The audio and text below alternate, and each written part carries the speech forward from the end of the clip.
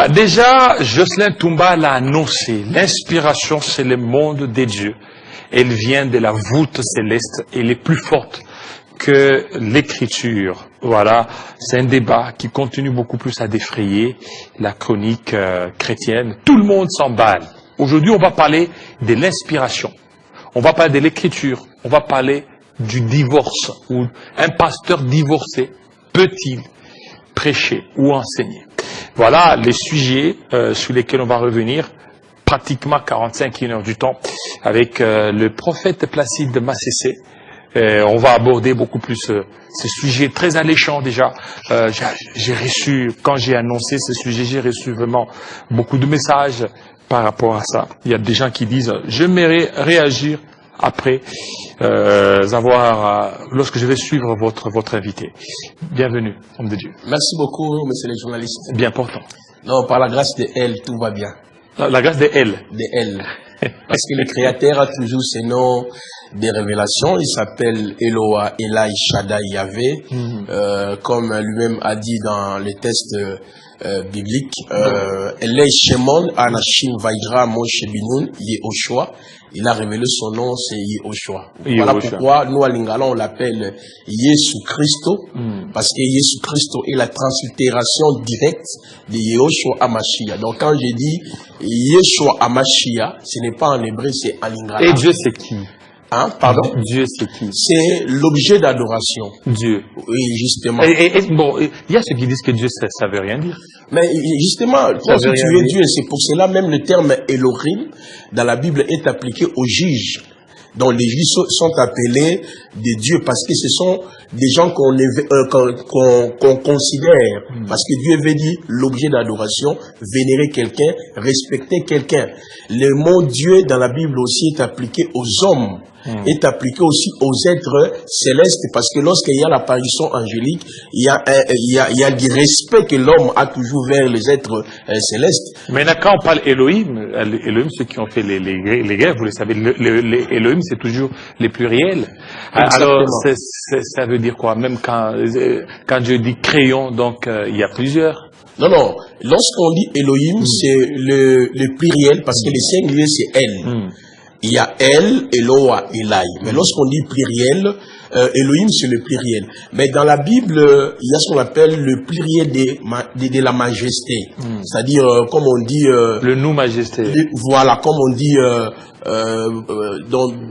bonjour. Hein? Comment allez-vous? Devant un grand, tu ne peux pas dire comment tu vas. Vous voyez, si c'est votre papa, c'est tout à fait normal. Mais si c'est une personne élevée, tu diras justement comment allez-vous. Et lorsque même la parole nous dit, Dieu dit, faisons l'homme à notre image, mais lisez la suite, la parole nous dit, Dieu créa. Le verbe qui est là en hébreu, c'est bana. Bana veut dire bâtir, créer. Or, quand vous lisez dans le livre d'Ésaïe, le Seigneur a dit, Anouki, Anouki, Yahvé, Vehen, Mibalda, Imoshia. C'est moi qui suis là, hors de moi, il n'y a pas un autre sauveur. Il n'y a pas un autre créateur. Il est le seul Moshia. Il est le seul créateur. Le texte de la Genèse, chapitre 1er, le verset 1er nous dit Bereshit bara Elohim et Hashamayim. Donc Bereshit bara Elohim et Hashamayim. Donc il reste le seul et l'unique créateur. C'est justement le pluriel des majestés. Vous allez le voir même dans Exode chapitre 31, Exode chapitre 32, lorsqu'ils ont fait les veaux d'or. Si vous lisez les textes en hébreu, il est écrit qu'ils ont fait Elohim. Or, il y avait un seul veau d'or. Vous voyez, même lorsque vous lisez les textes de la Genèse chapitre 28, Genèse chapitre 29, on dit Jacob lita avec Dieu. Ça, c'est en français. Mais quand vous lisez dans les textes hébraïques, on vous dit que Jacob lita avec Elohim. Est-ce qu'il y avait plusieurs Elohim? Non, il y avait un seul Elohim, il y avait un seul veau d'or, mais le terme qui est employé en hébreu, c'est Elohim. Donc, dans les textes bibliques, il y a le terme Elohim qui désigne plusieurs fausses divinités. Il y a le terme Elohim qui est utilisé dans le sens d'élever Dieu, respecter Dieu. Ça n'a rien à voir avec la notion de alors, maintenant, Elohim. Aussi, autre confusion, quand on dit, quand Dieu s'était révélé à Moïse, il dit, je suis l'Éternel. Et que certains hébraïstes, ou je peux le dire, ils disent les mots, donc le verbe être au présent, Oui. Ça n'existait plus Exactement. au niveau d'hébreu. C'est qu'on nous a trompés quand on dit que je suis. Alors, peut-être il fallait dire je serai, donc, je serai. Alors, jamais en en hébreu, les mots je suis. Alors, vous êtes là, quelle est votre position? Non, mais exactement parce que nous avons la tradition, parce qu'il y a une différence entre la translittération et la tradition. Nous utilisons, par exemple, ça, c'est la Bible de Louis II. Mais dans les textes hébraïques, les textes qui est écrit là, Hani Yahvé, je suis Yahweh, Elohim de Abraham, Isaac, Jacob, et puis il est écrit, Heye, Asher, Heye. Donc, Heye, Asher, Heye veut dire, je serai celui qui sera. Pas je suis celui qui suit. Non, ça c'est une mauvaise tradition. Parce que le verbe être au temps présent dans la langue hébraïque, comme vous venez de le dire, ça n'existe pas. Les had, c'est toujours au pluriel. Voyez? Heye, Hacher, Heye. Donc, je serai celui qui sera. C'est ça la bonne tradition. C'est ça la bonne traduction. Oui, mais Louis II a traduit, je suis celui qui suit. Bon, nous tous nous répétons. Donc, ce sont des erreurs. Oui, c'est que on se rend compte qu'il y a beaucoup d'erreurs dans Louis II qui ont même bâti les églises, qui ont bâti vraiment des foules. Je suis ce que je suis. Donc, il y a plus de 685 erreurs dans Louis II. Donc, c'est parmi les mauvais traducteurs, c'est Louis II. Louis II. Il a fait un bon travail parce que il fit parmi des gens qui ont... Bon, il a été soutenu par plusieurs personnes. C'est la version la plus lue dans le monde. Et la meilleure traduction, c'est laquelle? Bon, actuellement, ça n'existe pas. Il y a que des traditions qui sont un peu proches, telles que King James. Lorsque vous lisez aussi, il y a une nouvelle version qui a été éditée par un Congolais qui s'appelle Shora Kwetu. Lui aussi, il a fait un bon travail. La Bible de Yehoshua HaMashiach. Quand vous lisez cette Bible-là, il y a aussi des textes qui sont un peu proches. Et la Septante, c'est comment? Il y a aussi des erreurs? Oui, mais c'est là où même il y a la confusion, parce que la version, la Septante, c'était par... c'est-à-dire un roi égyptien qui a voulu quand même connaître la culture hébraïque. Il a rassemblé au moins 72, c'est-à-dire le 72 anciens, donc d'autres parlent des 72, d'autres disent qu'ils étaient juste 70, et ce sont eux qui ont traduit les textes hébraïques, ils les ont transformés dans la langue grecque, ce qu'on appelle la version 70, c'est la version la plus ancienne. Et après la version 70, c'est au IVe siècle, après le concile de Nicée, Constantin aussi, il avait obligé quelques savants chrétiens de pouvoir aussi traduire maintenant les textes dans la langue hébraïque et dans la langue latine. C'est là où nous avons la version Vulgate ou Vulgata que l'Église catholique utilise. Donc actuellement, il n'y a pas de textes, les manuscrits authentiques. Il n'y a que des traditions, parce qu'en ce qui concerne la chaîne de transmission dorée des manuscrits, il y a ce qu'on appelle les manuscrits majoritaires et les manuscrits minoritaires. Donc chaque traducteur essaie justement de s'aligner aux manuscrits qu'il trouve un peu mieux pour pouvoir faire asseoir sa pensée. Parce que au 1er siècle, la transmission était orale. Alors si la transmission est devenue voilà, ici la transmission est devenue écrite, c'est suite à la persécution et à la dispersion des chrétiens ça et là. Par exemple, quand vous lisez Actes chapitre 2, le jour de la Pentecôte, le Saint-Esprit était là, le Saint-Esprit descendit, et lorsque nous évoluons dans Actes chapitre 2, toujours les versets 42 à 43, la parole nous dit, ils étaient tous ensemble, c'est-à-dire dans la prière, dans la communion fraternelle, dans la fraction du pain, et dans l'enseignement, ils étaient toujours là. Mais quand vous lisez Actes 4, Actes 5, Actes 6, 7, 8, c'est la persécution. Suite à la persécution, l'Église est allée ça et là, et à la mission, c'est là où on commence maintenant dans la tradition écrite. Et, par exemple, il y a eu des papyrus, il y a eu des parchemins, il y a eu des codex. Vous voyez, les codex, on a trois. Le codex sinaïtique, le codex André Nicus. Il y a aussi un autre codex là, qui ont été découverts à partir du 5e et 6e siècle. Donc, il n'y a pas de textes originaux. Donc, nous, il faut étudier l'hébreu et le grec. Exactement. Voilà. Donc les meilleures versions, c'est en hébreu, en grec. Exactement. Lorsque vous lisez la Bible dans la langue de la révélation, c'est en ce moment-là que vous pouvez repérer beaucoup de faussetés. Par exemple, lorsque nous prononçons Yehoshua, vous voyez, les gens le qualifient directement, c'est du judaïsme, c'est de la Kabbale. Yehoshua Hamashiach. On vous dit, non, vous voyez, pourquoi il ne dit pas Jésus? Oh, moi, je parle au nom de Jésus, je prends son nom de Jésus parce que nous avons été colonisés par les Belges. Mais si vous voulez remonter dans l'historicité, quand est-ce que la Bible en français a été traduite? C'est justement au XVIe siècle. Il y a un monsieur qui s'appelle David Olivetan. C'est lui qui est le fondateur du nom Jésus. C'est un Français. C'est lui qui a créé... Au XVIe siècle. Au XVIe siècle. Il a créé le sobriquet qu'on appelle Jésus. Il s'est référé, entre autres, dans le livre précité, la Vulgate, et dans la Septante.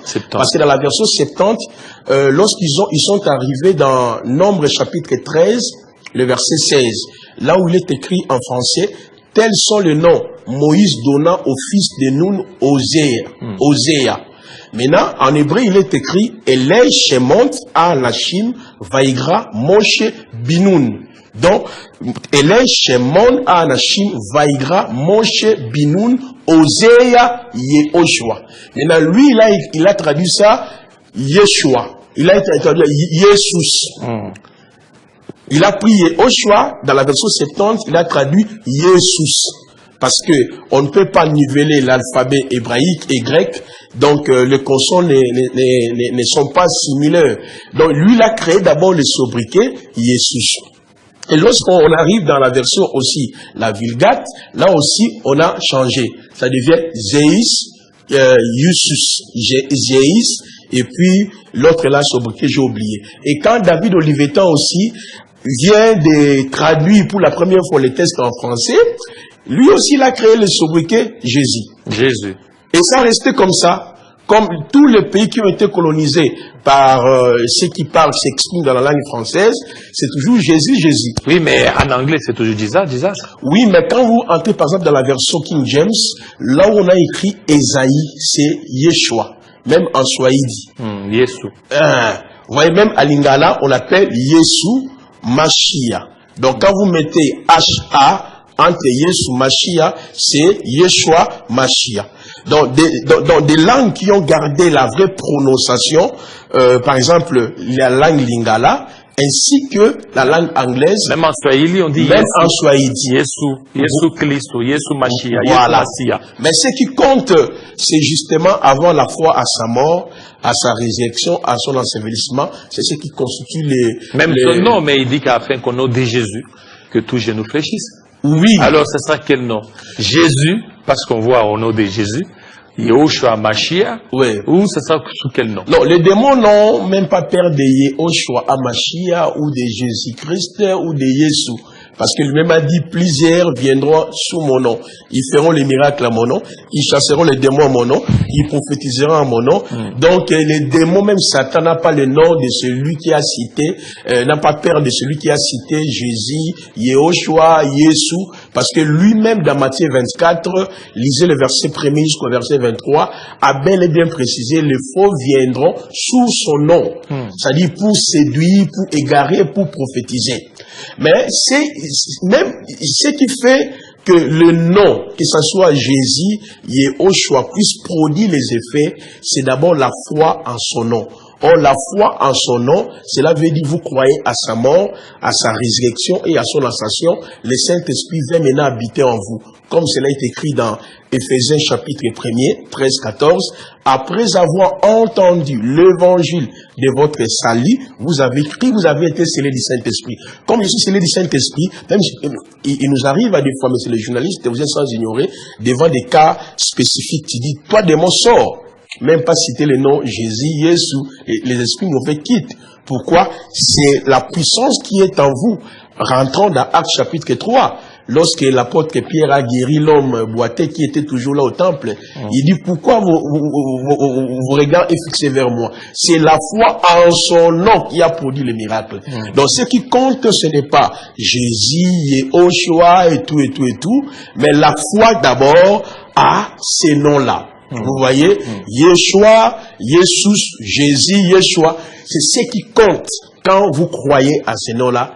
Et il y a des miracles. Voilà, merci beaucoup Jocelyn pour cette illustration, Yeshua, Voilà. en grec Jesus, voilà, en grec, en latin Jésus, Yeshua, en syriaque, tout ça. Voilà, merci beaucoup Jocelyn pour toutes ces précisions. Alors, nous revenons beaucoup plus à notre thématique. Oui.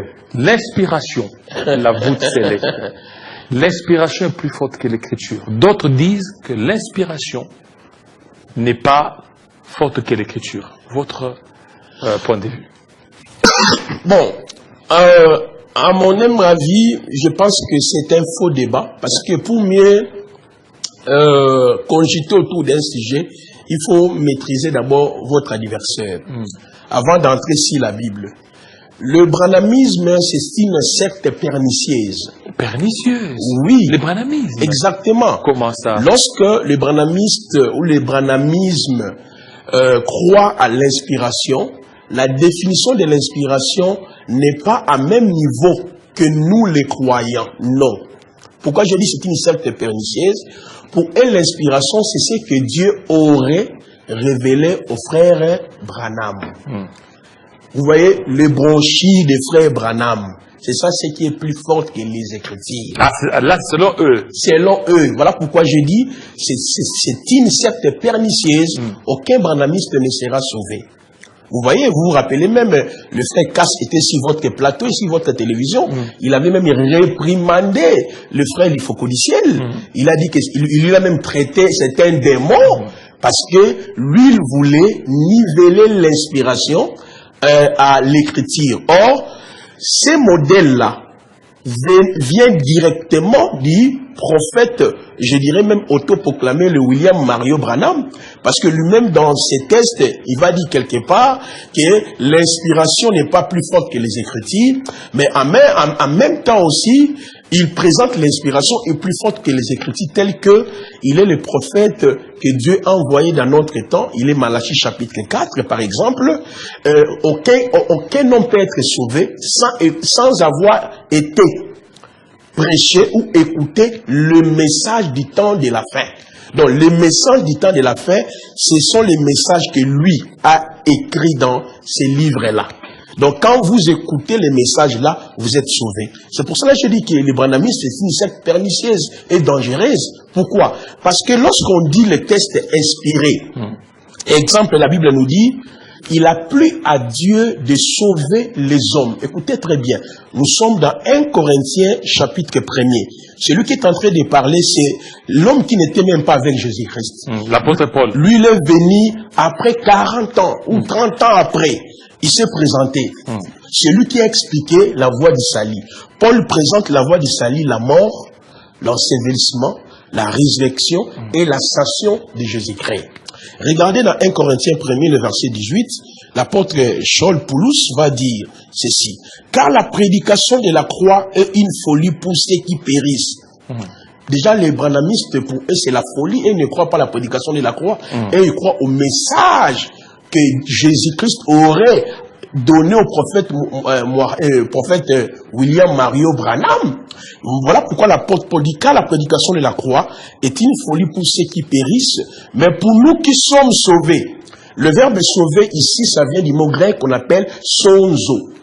Sonzo. Voilà. Donc sonzo veut dire sauver quelqu'un dans le danger, épargner quelqu'un, procurer à une personne la sécurité.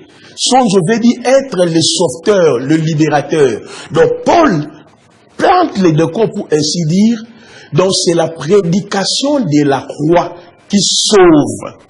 Mais quand tu es en face d'un branhamiste, il va te dire non, il faut écouter les messages de l'heure. C'est ce que l'Ifocodiciel appelle l'inspiration. Voilà pourquoi. Donc ce n'est pas l'inspiration divine. Non, non, non. Donc ça c'est l'inspiration des Branham. De Branham. Et je vais revenir sur les textes bibliques. Regardez, quand la prédication de la croix est une folie pour ceux qui périssent, mais pour nous qui sommes sauvés, elle est la puissance de Dieu. Cela signifie que la prédication de la croix est considérée comme une folie pour ceux qui ne croient pas. Mais elle est la puissance de Dieu pour ceux qui croient. Merci même pour les commentaires qu'on a ajoutés dans cette version de la Bible. Mais est-ce que les branhamistes croient qu'ils sont sauvés par la croix? Parce que Paul a dit dans Galates 2, le verset 20, « J'ai été crucifié avec Christ. Si je vis, ce n'est plus moi qui vis, c'est Christ qui vit en moi. » Regardez encore dans 1 Corinthiens 2, chapitre 2, je prends le verset 2e. 1 Corinthiens chapitre 2, le verset 2e. « Car je n'ai pas eu la pensée de savoir Christ, Jésus-Christ crucifié. » Paul témoigne qu'il a prêché que Christ crucifié. Et l'apôtre Paul va dire dans Colossiens chapitre 1, l'évangile de Christ crucifié l'a prêché sur toutes les créatures qui vivent sous la terre. Je vais vous lire ce passage-là, vous allez voir comment, et par après, si vous voulez bien, je vais toucher la partie que les branhamistes utilisent pour dire que l'inspiration est plus forte que les Écritures. Regardez Colossiens. Je vous reviens. Oui. Je prends d'abord la Mute Info pour quelques secondes et puis on revient.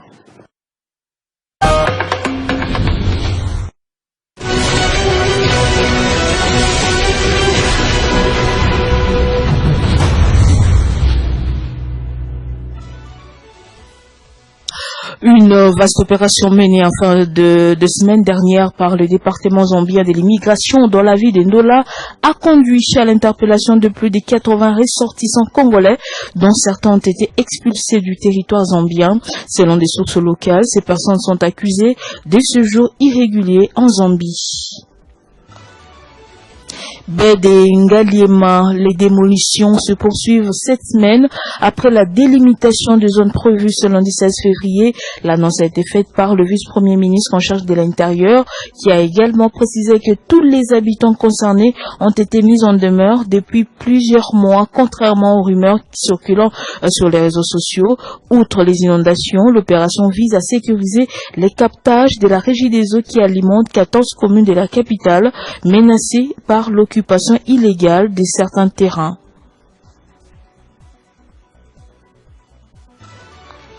La 13e édition de la conférence des gouverneurs des provinces de la RDC est désormais programmée du mardi 3 au samedi 7 mars 2026. Elle va se dérouler dans la province du Kwilu. L'annonce a été faite par le vice-premier ministre, ministre de l'Intérieur, Jacques Chabani.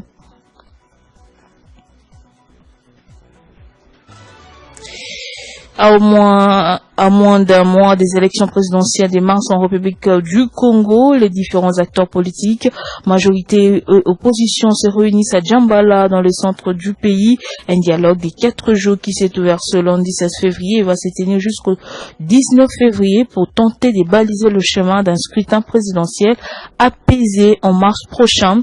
Le président Denis Sassou Nguesso, 82 ans, au pouvoir depuis plus de 40 ans, prend part à ces scrutins. Nucléaire au Proche-Orient. À Genève, l'Iran et les États-Unis entament une deuxième série de discussions ce mardi pour éloigner le risque d'une intervention militaire des États-Unis. Téhéran évoque prudemment des signes d'une position américaine plus réaliste sur la question nucléaire.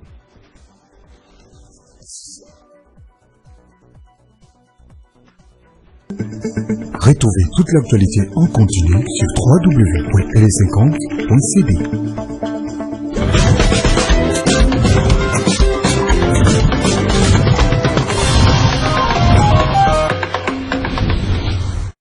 Voilà, on revient, vous étiez en train de parler, il dit que l'inspiration, dont fait allusion Mifoko, ce n'est pas l'inspiration divine, c'est une inspiration des brochures de Branham. Exactement. C'est-à-dire, nous tous, nous sommes dans l'obligation de croire, de reconnaître d'abord le prophète Mohammed.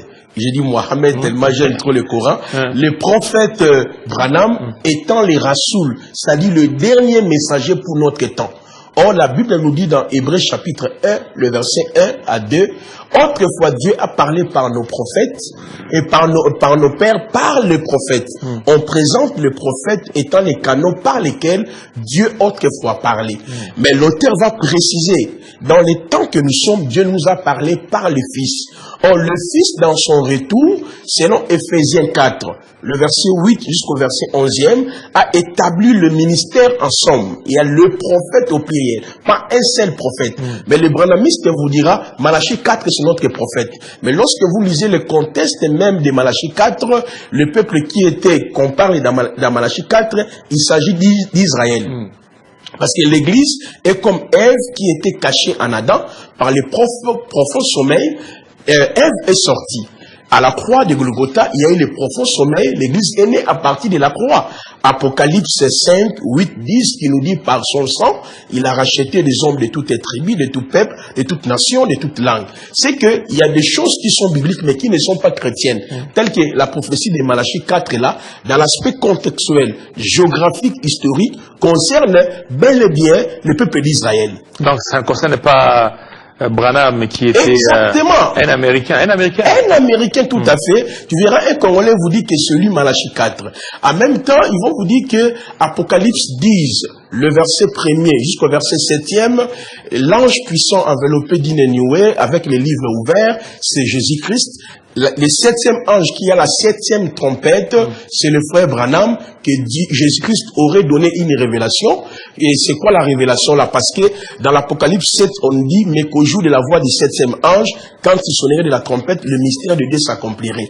Donc c'est qu'il faut qu'on appelle la révélation, l'inspiration qui est plus forte que les Écritures, c'est le message que Jésus-Christ aurait donné au 7e messager de l'église de Laodicée, qui est le frère Branham, parce qu'il a sonné de la trompette, le mystère de Dieu s'accomplirait. Quel est le contenu là? Mariage et divorce, la sémence du serpent, le ministère des fils de l'homme, c'est Branham, il est Dieu, c'est pour cela les autres adorent Branham comme Dieu. Ça c'est Luc chapitre 17, le verset 30, Genèse chapitre 18, comme Dieu venu en chair, dans les temps que nous sommes, Branham est l'incarnation de Dieu. C'est pour cela que vous allez voir que dans cette secte pernicieuse, il y a des gens qui considèrent Branham comme Dieu. Il y a des baptêmes qui se donnent au nom de Branham. C'est ce qu'ils appellent l'inspiration est plus forte que les Écritures. Donc, en même temps, ils vont vous dire que dans les jardins d'Éden, il y a eu une relation entre Ève et qui? Et serpent. Imaginez-vous, vous verrez des docteurs en droit, des intellectuels, des avocats, les gens qui ont la connaissance, ils acceptent de telles... Il dit qu'il y a eu relation entre Ève et les serpents. C'est ce que les branhamistes appellent l'inspiration. Vous voyez un peu, monsieur le journaliste, mais quand tu lis la Bible, qui est l'inspiration de Dieu, la Bible nous dit dans Genèse chapitre 4, le verset 1 à 3, Adam connut sa femme Ève enfantant Caïn. Mais un intellectuel qui est envoûté, aveuglé par le message, entre guillemets, inspiré par Jésus-Christ, il ne peut pas croire à ce genre de bêtises. C'est pour cela que j'étais en train de vous dire, le branhamisme étant une secte pernicieuse et dangereuse, présente le message de Branham comme la voie pour être sauvé. Or, l'apôtre Paul nous a présenté l'évangile de la croix. Regardez, il dit dans Colossiens 1er, le verset 23, « Si du moins vous demeurez fondés et inébranlables dans la foi, sans vous détourner de l'espérance de l'évangile que vous avez entendu. » C'est lui qui l'a prêché, Paul, qui a été prêché à toute créature sous le ciel et dont moi j'ai été fait ministre. Mais quel évangile que Paul a prêché? La prédication de la croix. Maintenant, je reviens maintenant sur le texte biblique. Nous avons des alliances, monsieur le journaliste. Il y a la première alliance, il y a la seconde alliance ou la nouvelle alliance. En ce qui concerne l'inspiration, quand on parle de l'inspiration, dans l'Ancien Testament, il y a des informations importantes. La première information, il y a d'abord l'inspiration orale, c'est-à-dire Dieu qui donnait des messages ou des révélations aux différents personnages avant que l'inspiration soit écrite. Par exemple, Adam et Ève ont reçu l'inspiration L'inspiration, Dieu les a communiqués. Parce que dans le monde, l'inspiration marche avec la révélation. Parce que les gens, des fois, entrent dans des confusions. Il y a une différence entre l'inspiration et la révélation. Non, que ce soit l'inspiration et la révélation, c'est le mode opératoire de Dieu. Dans la révélation, Dieu parle aux troisième personne du singulier. Aux troisième personne du singulier. C'est-à-dire, Dieu s'exprime à la troisième personne du singulier. Mais tandis que dans l'inspiration, Elohim s'exprime à la première personne du singulier. Je vais vous donner un exemple simple avant de continuer. Lorsque vous êtes dans 1 Corinthiens 12, on nous parle des 9 dons spirituels. Parmi les 9 dons spirituels, nous avons le don des révélations. Le don des révélations, il y a la parole des connaissances, parole de sagesse et discernement des esprits. Alors, c'est Dieu qui communique les dons. Parce que quand tu lis dans le verset 11e, d'abord dans le verset 4e de 1 Corinthiens 12, on nous dit diversité des dons, diversité des ministères, diversité d'opérations. Un seul esprit qui distribue les dons. Ok, ce sont les dons du Saint-Esprit. Le Saint-Esprit lui-même, c'est Dieu. Dans les dons des révélations, Dieu parle à la troisième personne du singulier. Cela veut dire, la personne reçoit le message, écoute et transmet le message. Mais il y a aussi les dons de puissance, guérison, miracle et foi. Cela ne nous intéresse pas. Ce qui nous intéresse, c'est le troisième groupe, les dons d'inspiration. En ce qui concerne les dons d'inspiration, nous avons le don de la diversité des langues, le don de l'interprétation des langues, ainsi que le don de la prophétie. Là, l'Éternel s'exprime à la première personne du singulier. Parce que lui-même qui est en train de parler. Par exemple, la parole nous dit dans 2 Pierre, chapitre 1er, le verset 18 à 22. Aucune prophétie n'a jamais été donnée par la volonté d'un homme. C'est poussé par l'Esprit de Dieu que les saints hommes, les prophètes, ont parlé. Ça, c'est Dieu à la première personne du singulier qui est en train de communiquer l'inspiration. Donc là, c'était juste d'abord une précision. Dans le domaine de l'inspiration ou la révélation, le nuance est au niveau de la première personne du singulier et au niveau de la troisième personne du singulier. Mais ce qui compte, le message, l'inspiration ou la révélation, tire sa source justement à Dieu lui-même. Dans l'Ancien Testament, monsieur le journaliste, nous avons des informations. J'ai dit, il y a l'inspiration orale, c'est-à-dire Dieu qui communiquait les messages aux différents personnages. Par exemple, Adam, Caïn, Abel ont écouté la voix de Dieu. Noé, Abraham, là, l'inspiration n'était pas écrite. Jacob, jusqu'à ce que Dieu va se révéler à Moïse, c'était juste une révélation. Il lui a donné une inspiration en même temps. Lisez bien le texte d'Exode chapitre 3. Lorsque Moïse monte au mont Sinaï, c'est en ce moment-là, l'inspiration a pris fin dans sa forme d'une révélation ou d'une inspiration. Ça devient maintenant une révélation écrite ou une inspiration écrite. La première personne qui a exigé cela, c'est Dieu lui-même. Il a dit à Moïse de monter avec les 2 tablettes au mont Sinaï. Nous sommes dans Exode 19, Exode 20, 21, 22, 23, jusqu'au chapitre 31. Exode. Moïse va monter avec les 2 tablettes. Dieu va consigner l'inspiration. Lorsqu'on parle de l'inspiration, il s'agit des 613 lois. Les 613 lois, ce qu'on appelle l'inspiration ou la révélation de Dieu. Les 613 lois est réparties en 3. Il y a les lois morales, les lois civiles et les lois cérémonielles. Vous voyez? 613 lois. 613 les lois. 613 lois, ça, là, c'est quoi? C'est le code hammurabique?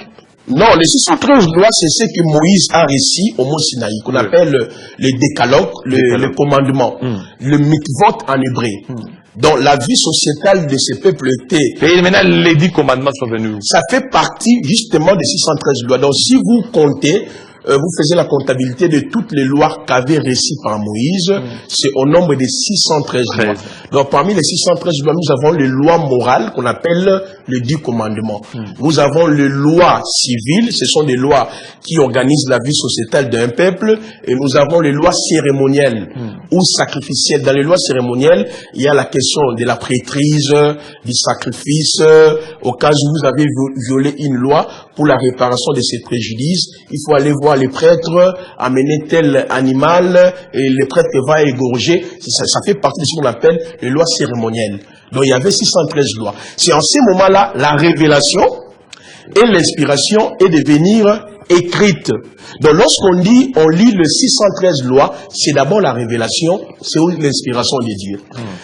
Lorsqu'on quitte à ce niveau-là, il y a ce qu'on appelle le prophète, les livres prophétiques. Lorsque la parole nous dit dans 1 Timothée 3,16, toute écriture est inspirée de Dieu. Je suis beaucoup de prédicateurs en train de dire c'est toute la Bible. D'abord, c'est faux. Ça, dans le sens contextuel, ce n'est pas ça. Lorsqu'on dit toute écriture est inspirée de Dieu, il n'est pas d'abord question de l'ancienne, de la première alliance et à la nouvelle alliance. C'est justement les 613 lois de Moïse ainsi que les écrits prophétiques. Parce que les écrits prophétiques constituent ce qu'on appelle la révélation de Dieu ou l'inspiration de Dieu. Parce qu'au 1er siècle, il n'y avait pas la partie qu'on appelle le Nouveau Testament. Il n'y avait pas Matthieu, Luc, donc carrément, le 27 livres que nous utilisons aujourd'hui ont été canonisés, compilés au 4e siècle. Vous voyez, quand Paul a écrit 1 Timothée, 2 Timothée, il n'y avait pas encore le Nouveau Testament. La première personne même qui a réuni les écrits du Nouveau Testament au 2e siècle, il s'appelait Marcion, qui a rassemblé au moins 11 lettres. Parmi les 11 lettres, il a rassemblé 10 épîtres de l'apôtre Paul. Et après lui, il y a eu des Tertulliens, des Ignace de Lyon, beaucoup de gens qui ont contribué pour que nous puissions avoir le Nouveau Testament. Donc déjà, lorsque Paul disait à Timothée, tout est chrétien inspiré de Dieu, il faisait l'allusion à deux choses. Les 613 lois qui constituent l'inspiration ou la révélation de Dieu, ainsi que les écrits prophétiques, parce qu'il y avait les 17 livres prophétiques. Exemple, 1 Samuel, 2 Samuel, 1 roi, 2 rois, 1 chronique, 2 chroniques, proverbes. Est-ce que c'est l'inspiration de Dieu? Là, on vous raconte les histoires, il y a c'est là. Mais on peut voir la main de Dieu, on peut voir comment Dieu a opéré. Mais quand on parle de la révélation de Dieu, de l'inspiration de Dieu, il s'agit de la loi et les prophètes. C'est ce que même Jésus-Christ a confirmé dans dans Matthieu chapitre 5, le verset 16-17. Il a dit ceci, je ne suis pas venu abolir la loi et les prophètes.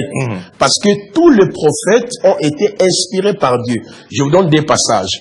1 Pierre chapitre 1, le verset 10 jusqu'au verset 14e nous dit, les prophètes ayant prophétisé, touchant la grâce qui nous a été réservée, ont fait de ces salis leurs objets de recherche et des investigations, en voulant sonder les époques, les temps marqués par l'Esprit de Christ qui était en eux. Dans 2 Pierre chapitre 1er, depuis le verset 18 à 21, c'est là où on nous répond, aucune prophétie n'a jamais été donnée par et non poussée par le souffle de Dieu, l'Esprit de Dieu. Vous voyez qu'on dit toute écriture est inspirée de Dieu. Mais nous croyons aussi le Nouveau Testament est l'inspiration de Dieu. C'est là où il y a un petit souci. Là, on quitte l'Ancien Testament, on arrive maintenant dans le Nouveau Testament. Le Nouveau Testament ne commence pas d'abord dans Matthieu, Marc, Luc, Jean. Non. Parce que quand Jésus-Christ était vivant, il n'y avait pas Matthieu, il n'y avait pas Luc, il n'y avait pas Jean. Il n'y avait aucun livre. Donc Jésus-Christ est né sous la loi. Il est mort sous la loi. La nouvelle alliance est entrée en vigueur par sa mort à la croix de Golgotha. Parce que lui-même, dans Matthieu 26, le verset 26, pendant qu'il mangeait la Pâque, il a dit, c'est ici le sang de l'alliance qui a été répandu pour la rémission des péchés. Donc lorsqu'il monte à la croix, dans les textes de Hébreux chapitre 10, le verset 18 à 22 nous dit, par sa mort, il a inauguré une route nouvelle. Donc si on doit parler des néo-testamenteurs, c'est à partir des Actes des Apôtres jusqu'à l'Apocalypse. Maintenant, Jésus-Christ a vécu sous la loi. Lorsque Jésus-Christ est arrivé, lui aussi a apporté une révélation et une inspiration. L'inspiration de Jésus était en opposition avec la révélation où l'inspiration existait par rapport aux certaines dispositions. C'est là où on peut dire l'écriture est, on peut dire l'inspiration est plus forte que les écritures. Je voulais quand même équilibrer les débats. Dans quel sens? Celui qui a l'habilité de changer la révélation, selon les textes bibliques, c'est Dieu lui-même. C'est pour cela que Dieu se présente comme législateur. C'est lui qui a établi des lois. Or, Jésus-Christ a dit, il a été dit, moi je vous dis. Il a été dit, moi je vous dis. Qu'est-ce que Christ a changé? Jésus-Christ a légiféré justement les lois morales. Et il a légiféré parce que dans les lois morales, je donne un exemple simple. Jean chapitre 8, la question de l'adultère. Avant d'entrer sur les mariages, la question de l'adultère. Selon la loi, quand une femme a commis l'adultère, ça fait partie de la loi morale, il faudrait que la femme soit lapidée. Mais Jésus-Christ a changé cette loi-là. Là, on peut comprendre que l'inspiration ou la révélation écrite peut être, on parle en droit, abrégée et abrogée. Vous voyez, quand on dit abrégé, vous êtes quand même mieux pour nous éclairer, abrogé et abrégé. C'est lui qui a cette habilité, c'est le législateur lui-même. Donc Jésus-Christ est Dieu manifesté en chair. Voilà pourquoi il a pris les lois morales, les a annihilées. Il a pris les lois cérémonielles, les a annihilées. Mais, les lois civiles, les a annihilées. Les lois cérémonielles, les a annihilées. Mais les lois morales, qui est le 10 commandements, les a réduits par l'amour. Donc, sous d'autres mots, Jésus-Christ nous a montré que l'inspiration écrite ou la révélation écrite peuvent connaître des modifications. Mais par qui? Par lui-même, le seul législateur. Mais là, c'est dans la période toujours de la loi. Il a changé, il a légiféré certaines dispositions. Mais l'Église est dans quelle période? Nous sommes nés à partir de la croix. Donc, à partir de la croix, Jésus-Christ nous a fait entrer. Voilà. Il nous a fait entrer dans un autre régime où il y a l'inspiration qu'on appelle la saine doctrine. Où le fondement des apôtres, elle ne peut jamais être changée. Donc, si Jésus-Christ a légiféré certaines dispositions de la loi, les termes qu'il faut qu'on a chanté, on peut le mettre avant la croix. Ça peut aller. Ou certaines dispositions de l'inspiration, de la révélation. Donc, mais maintenant, s'il faut être bref, c'est que l'inspiration, pour vous, est-ce que l'inspiration est-elle plus forte que les Écritures? Ou l'inspiration par rapport à ce qui est dit. C'est quoi? Parce qu'on aimerait beaucoup plus savoir. Qu'on puisse enlever l'aspect du branhamisme. Non. C'est complémentaire parce que celui qui a légiféré la loi a la possibilité de changer lui-même la loi. Rien n'est plus fort. Mais c'est complémentaire.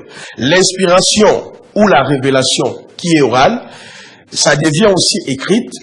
Mais qui a l'habilité de modifier cette loi-là? C'est Dieu lui-même. Là, donc l'inspiration n'est pas plus forte que les Écritures. Jamais. Quand la Bible dit toute Écriture est inspirée de Dieu. Oui, exactement. Mais j'ai dit la possibilité de changer l'inspiration ou la révélation par écrite, c'est à Dieu lui-même. Mais cette période a pris fin avant la croix. Après la croix de Golgotha, nous avons déjà l'inspiration écrite qu'on appelle le commandement de Dieu, qu'on appelle la saine doctrine, qu'on appelle le fondement des apôtres. Jean chapitre 7, le verset 17 à 18. Jésus-Christ a dit quoi? Ma doctrine vient du ciel. Donc il confirme que l'enseignement que lui l'a porté, c'est quoi? La révélation ou l'inspiration vient du ciel. Dans Jean chapitre, là nous sommes dans Jean 7, le verset 18 jusqu'au verset 20. Maintenant, dans Jean chapitre 17, lorsqu'il est arrivé presque au soir de sa vie, il a réuni ses disciples dans sa prière sacerdotale. Et qu'est-ce que Yeshua dit? Il dit, Père, je ne prie pas seulement pour eux, mais je prie pour ceux-là qui vont accepter mon évangile à travers les apôtres, que nous soyons un. Donc, il a planté les décors, c'est-à-dire la doctrine qu'il a imposée, elle ne peut jamais être changée. Donc, pour le moment, il y a l'inspiration apostolique, tel que les apôtres ont dit. Et ce qui peut se faire aujourd'hui, c'est peut-être, les gens peuvent être illuminés sur l'inspiration qui a été dite. Merci, monsieur le journaliste. Et c'est pour cela, il y a trois termes qui compliquent les gens. Voilà. L'illumination. Il y a le terme illumination, révélation ou l'écriture. Parce que quand on parle des écritures, il y a la première alliance, ça constitue les écritures. Quand on parle aussi de la nouvelle alliance, il y a ce qu'on appelle les écritures. Dans les écritures, ce qu'on appelle la doctrine. la sainte doctrine, comme je viens de dire, l'enseignement que Christ a légué à ses apôtres. Dans Matthieu 28, le verset 17 à 20, il a dit, enseignez-leur tout ce dont je vous ai prescrit. C'est pour cela Paul dit dans 1 Corinthiens 14, à partir du verset 32 jusqu'au verset 38, en parlant sur la femme doit se taire dans l'assemblée des saints, il dit si quelqu'un se croit, il est spirituel, il est inspiré, il croit que ce que je dis, c'est une inspiration de Dieu. C'est-à-dire, on ne peut pas, contredire l'inspiration écrite, la parole de Dieu, c'est pratiquement impossible. Maintenant, les gens confondent l'illumination, l'écriture et l'inspiration. Pour nous, ce qui existe, c'est l'illumination. C'est quoi une illumination? C'est la compréhension d'un texte biblique. Je peux lire par exemple Éphésiens chapitre 1er. Non, Colossiens chapitre 1er, le verset 12, où il est écrit, rendez grâce au Père qui nous a rendus capables d'avoir part à l'héritage des saints, qui nous a délivrés de la puissance des ténèbres et nous a transportés dans les royaumes des filles de son amour. Je peux lire comme ça, mais je ne comprends pas. Maintenant, quelqu'un qui est illuminé, c'est-à-dire qui est éclairé par les yeux de l'esprit, il peut vous dire non. Le Père qu'on parle ici, regardez dans Malachie 2:10, Dieu se présente étant le seul Père. Le Père là c'est Dieu, le Fils là c'est Jésus. Ça c'est vous êtes illuminé. Illuminé. Ah bon? Tu vois l'éclairage. Vous voyez, il nous a rendu capables comment? Avant la croix, Satan dominait dans nos vies. L'inspiration a été donnée par les apôtres. Merci. Ils ont reçu l'inspiration. Donc vous ne pouvez pas recevoir une autre inspiration outre celle-là. Exactement. Mais là, vous devez être illuminé pour comprendre. Merci. Donc les apôtres ont reçu l'inspiration. Ça c'est un. Deuxièmement, les apôtres ont pérennisé l'inspiration. En troisième lieu, les apôtres nous ont dit de pérenniser l'inspiration. 2 Timothée 2, le verset 1 à 2. Paul a dit à Timothée quoi? C'est que tu as reçu de moi. Qu'est-ce que Paul a reçu où? Où est-ce que Paul a reçu cette révélation-là? Galates, chapitre 1, 14 à 15. Il a dit, il a plu à celui qui m'avait mis à part de se révéler à moi. Il dit, l'évangile que je vous prêche, c'est par la révélation. C'est par l'inspiration que j'ai reçu c'est-à-dire la connaissance de Christ. Maintenant, qu'est-ce que Paul a reçu? Christ crucifié, l'ensevelissement, la résurrection qui produit le salut. C'est ce que Pierre a reçu, c'est ce que Jean a reçu, c'est ce que les apôtres ont reçu. Parce que dans Galates 2, lorsque Paul est arrivé devant les colons, les anciens, il a présenté l'évangile qu'il enseignait. Ils ont vu qu'il prêchait le même évangile.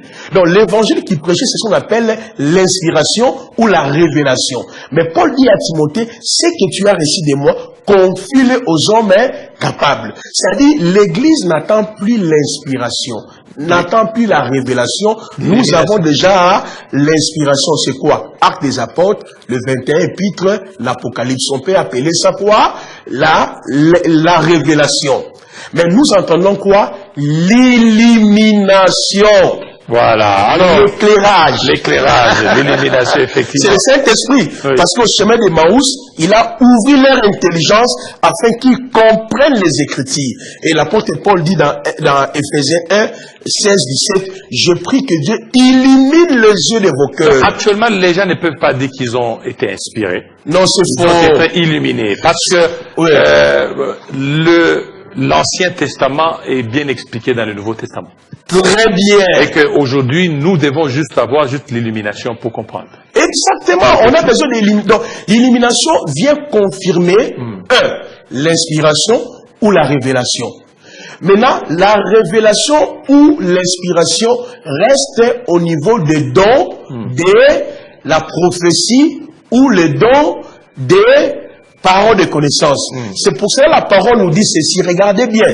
Dans Romains chapitre 12, le verset 4 à 8. Celui qui a le don des révélations. Parce que dans les dons des révélations, je vous ai parlé, il y a les dons de la parole de connaissance. Dans les dons d'inspiration, je vous ai parlé, il y a les dons de la prophétie. On dit, il doit l'exercer en proportion de la foi. Voilà. Donc, en proportion de l'inspiration, illumination, parce qu'il n'y a aucune autre révélation. Puisque vous aviez, il y a un sujet très important au niveau de mariage, au niveau des divorces. Est-ce qu'un pasteur divorcé peut enseigner ou peut prêcher? Bon, je voulais dire d'abord, dans la Nouvelle Alliance, les remariages, le divorce, la répudiation n'existent pas. Ce sont des termes du vétérotestamentaire. Donc, dans l'Ancien Testament ou la première alliance, qu'on pouvait parler du remariage, divorce, la répudiation. Mais dans la Nouvelle Alliance, on parle de la séparation. Parce que les remariages, le divorce, la répudiation n'existent pas. Ok? C'est le mariage monogamie qui est proclamé. Mais on parle plutôt de la séparation lorsque vous êtes dans un mariage mixte. Vous voyez, parce que dans le Nouveau Testament, on présente deux sortes de mariages. Le mariage entre frères et sœurs, comme Paul dit dans 1 Corinthiens 7, il souhaitait vraiment qu'on puisse se marier dans les Seigneurs. Parce que si nous sommes dans les Seigneurs, exemple, ton mari ou ta femme a triché, c'est le pardon qui doit être au centre. 1 Corinthiens 13, l'amour supporte tout, l'amour est ceci. Ça, c'est les mariages entre frères. C'est pour cela, dans les mariages entre frères et sœurs, la notion de la répudiation, la notion de divorce et les remariages n'existent pas. Parce que dans l'Ancien Testament, il était autorisé pourquoi? Par quel motif? Lorsqu'il y a l'adultère. Mais quand Jésus-Christ est venu, il a ramené l'adultère n'est pas sur la femme. Parce que dans l'Ancien Testament, l'adultère était beaucoup plus cité par rapport à la femme. Mais dans le Nouveau Testament, l'homme aussi peut commettre l'adultère. Quiconque regarde une femme pour la convoiter a déjà commis l'adultère. Donc, un chrétien qui est né de nouveau, ou une sœur qui est née de nouveau, même si l'homme a commis l'adultère ou la femme a commis l'adultère, je dis ça peut arriver, nous sommes dans le monde, ok? On ne peut même pas parler de la répudiation ou des remariages, ça n'existe pas. Mais lorsque vous êtes dans les mariages mixtes, 1 Corinthiens 7, en ce moment-là, mixte, c'est-à-dire, il faut expliquer, mixte, c'est-à-dire le croyant et les non-croyants. Exactement, parce que c'est difficile de dire que ta femme est croyante ou elle n'est pas croyante. Parce que tout le monde dit seulement, je suis croyante. Mais vous allez les remarquer dans votre évolution, dans votre situation maritale. C'est là où il faut ramener tous les indices de culpabilité pour dire que ma femme, en réalité, elle n'était pas croyante. Si en ce moment-là, vous pouvez se séparer. Là, j'ai aussi la possibilité donc j'ai la possibilité de trouver une autre femme. Au cas où je contracterai un autre mariage, on ne peut pas dire que je me suis remarié. Parce que le terme remariage dans la Nouvelle Alliance n'existe pas. On parlera, cet homme s'est séparé avec une non-croyante. Il n'y a pas de divorce. Il n'y a pas de divorce, c'est la séparation. Parce que vous allez vous séparer en tant que chrétien sur base de quoi? Ça n'existe pas. Donc je me suis séparé avec non-croyante. Donc c'est vice-versa, si ton mari aussi est non-croyant. Mais il y a toujours un processus. Matthieu chapitre 16.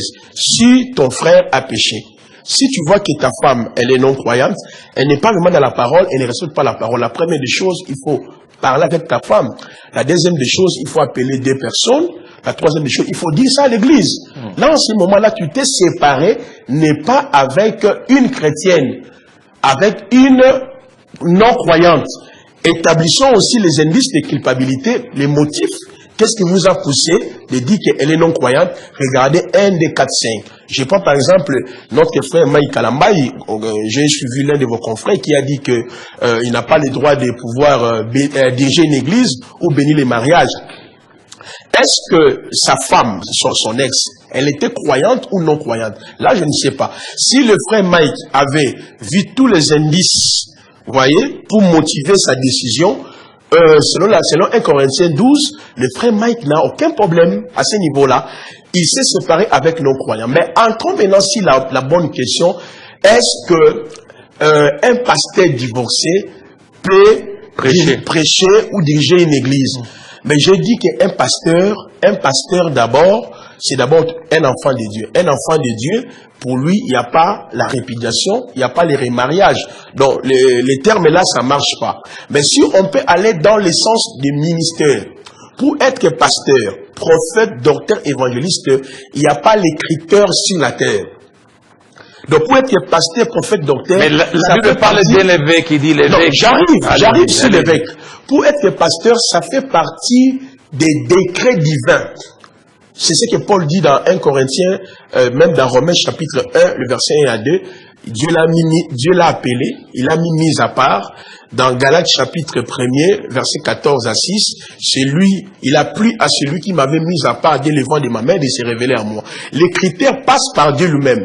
Dans le conseil céleste, il a des critères que tu sois apôtre, prophète, docteur. Donc c'est Dieu lui-même qui décide que tu sois apôtre, prophète et docteur. Donc un homme sur la terre ne peut pas décider pour que tu sois pasteur et prophète. Mais pour devenir évêque, il y a 4 critères. D'abord, le Saint-Esprit va témoigner. Là, nous sommes dans Actes chapitre 20, le verset 28 à 29. Paul a dit aux anciens, le Saint-Esprit vous a établi évêque. Deuxième critère, il faut que les pasteurs puissent désigner un évêque. Donc, quand je parle des pasteurs, les prophètes, les docteurs, ce sont eux qui doivent vous établir. Troisième critère, c'est l'Église qui doit attester par rapport à votre conduite. Quatrième critère, ce sont les hommes, les païens, qui doivent aussi contribuer à votre... L'évêque n'est pas pasteur. Non, par définition, un pasteur c'est un évêque, parce que l'évêque veut dire épiscopos. Épiscopos, c'est un mot grec qui veut dire surveillant, un intendant, donc celui qui le surveille, la doctrine. Donc un pasteur, un prophète est d'abord un évêque parce qu'il enseigne. Mais le ministère des évêciens, c'est le ministère pour l'église locale. L'église locale. Donc les évêques sont comme des petits bitinda. Donc c'est comme des garçons de course des pasteurs. Vous voyez un peu des évêques. Donc des évêques travaillent justement pour pouvoir aider les pasteurs. Donc voilà pourquoi tu ne peux pas, si tu es évêque dans l'église d'exemple de Lemba, tu ne peux pas être évêque dans l'église de Lemba de Matete. Donc évêque c'est un ministère éphémère. C'est un ministère circonstanciel pour pouvoir aider ceux qui sont appelés à être apôtres, prophètes, docteurs, évangélistes. C'est pour cela qu'on peut destituer un évêque lorsque les conditionnalités ne sont pas respectées. En ce moment-là, on peut vous destituer. Mais pasteur, il peut passer par la suspension, mais on ne peut pas destituer. Un pasteur. Destituer parce que c'est Dieu lui-même qui le jugera. Lui, il a un ministère. Lui, il a le ministère. Il a reçu le ministère dès le ventre de sa mère. Exactement. Et puis le ministère pastoral, c'est pour le corps du Christ. Donc si je suis prophète, je ne suis pas prophète seulement pour mon église. Je suis prophète de toutes les églises au Congo. Donc toutes les églises au Congo, tous les fidèles, ce sont mes enfants. Vous voyez, je suis là un prophète. Mais si j'établis des évêques dans mon église, c'est au niveau local. Mais aujourd'hui au Congo, les évêques sont devenus plus supérieurs que les pasteurs. Archevêque. Tu verras un pasteur, il te dit, je suis plus pasteur, je deviens archiévêque. Je deviens archiévêque. Mais ça, c'est vraiment une confusion notoire. C'est les journalistes. Donc, c'est une confusion pour ceux qui disent que un pasteur ne peut pas prêcher, un pasteur divorcé ne peut pas prêcher, donc... Non, pourquoi 1 Corinthiens 7, le verset 20 à 23, on nous dit que chacun vienne au Seigneur tel qu'il est. Je viens de dire qu'il n'y a pas de conditionnalité sur la terre pour que quelqu'un soit établi apôtre. Exemple, avant ta conversion, tu avais eu 10 femmes. Ok? 10 femmes. Mais quand Dieu a confirmé ton appel, comment Dieu confirme l'appel? Tout d'abord, il y a ce qu'on appelle la prophétie ou la révélation. La prophétie, la révélation vient confirmer l'appel que Dieu t'avait déjà choisi depuis le temps éternel. Paul, il a participé au massacre des chrétiens, mais il ne savait pas qu'il a été appelé. De la même manière, tu peux avoir 20 femmes, 30 femmes ici sur la terre. Un jour, Dieu s'est révélé en vous que je t'ai appelé. Ça, c'est la première condition. La deuxième condition, il faut passer par la formation. La troisième condition, il faut qu'on puisse reconnaître ton ministère. Maintenant, si déjà moi, dans mon réel plan, j'ai eu 20 femmes, toi, tu me diras que je ne peux pas diriger. Je vais rester avec mes femmes. Oui. Les critères est resté pour un évêque. Un évêque, je dis, pour exercer cette fonction, il y a 4 conditions. D'abord, le Saint-Esprit doit confirmer. Les pasteurs, les prophètes vont vous établir. Troisièmement, les païens vont donner des témoignages, et ainsi que l'Église. Donc là, nous sommes dans Actes 14, Actes 15, Actes 20. Je donne les passages, et 1 Timothée 3. 1 Pierre 5, le verset 1 à 3. Donc tout pasteur est évêque dans le sens où nous assumons, nous jouons le même rôle d'enseigner la parole. Voilà pourquoi les évêques sont là aussi pour faire asseoir les pasteurs lorsqu'il y a une déviation. Mais un pasteur a le droit de destituer un évêque et de les remplacer par un autre évêque. Donc cette déclaration qui consiste à dire que un divorcé ne peut pas... Un pasteur divorcé. Un divorcé, non, ça prouve que la personne qui a tenu de tels discours... Un but de lui-même. Voilà, donc c'est vraiment un enfant de l'écodime qui ne maîtrise pas la Bible. Voilà, merci beaucoup, prophète Placide Massessé, de nous éclairer. Il y a beaucoup de sujets, nous ferons certainement appel à vous pour certainement nous donner des plus amples éclaircissements. Tout à l'heure, Bob Ambongo, pendant quelques minutes, il sera avec nous.